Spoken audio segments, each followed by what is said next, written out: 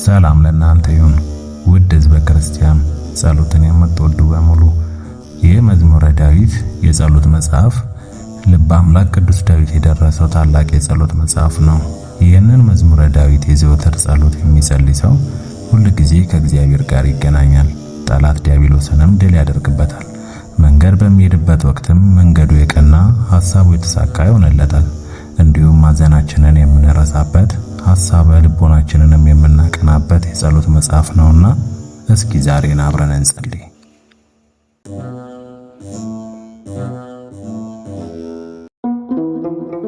መዝሙር 3 አቤቱ የሚያስጨንቁኝ ምንኛ በዙ፣ በእኔ ላይ የሚቆሙት ብዙ ናቸው።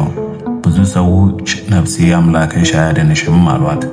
አንተ ግን አቤቱ መጠጊያዬ ነህ፣ ክብሬንና ራሴን ከፍ ከፍ የምታደርገው አንተ ነህ። በቃሌ ወደ እግዚአብሔር እጮኻለሁ፣ ከተቀደሰውም ተራራ ይሰማኛል። እኔ ተኛው አንቀላፋው፣ እግዚአብሔርም ደግፎኛልና ነቃው። ከሚከቡኝ ከአእላፍ ሕዝብም አልፈራም። ተነስ አቤቱ አምላኬ ሆይ አድነኝ። አንተ የጠላቶቼን መንጋጋ መትሃልና የክፉዎችንም ጥርስ ሰብረሃልና። ማዳን የእግዚአብሔር ነው፣ በረከትም በሕዝብ ላይ ነው።